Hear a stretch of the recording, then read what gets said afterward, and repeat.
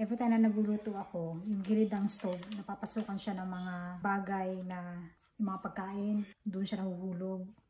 Tapos syempre na-attract yan ng piece. Papakita ko sa inyo ibig ko sabihin, ano? Syempre magluluto ka dito, tapos nakikita niyo yung edge na yan. So, pag magluluto ka, lagay mo dito, may possibility talaga na pupunta dito sa gilid yung mga pagkain. Ito nga, oh.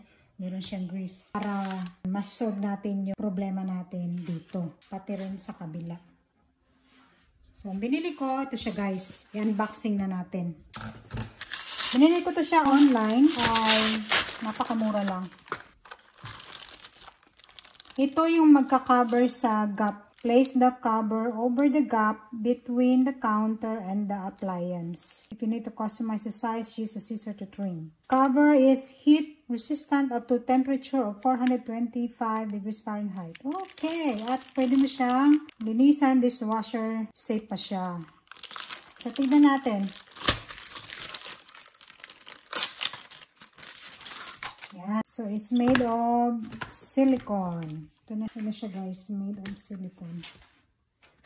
Ganyan na siya ka-easy. Lalagay mo na siya dito. Ay! There you go. Perfect.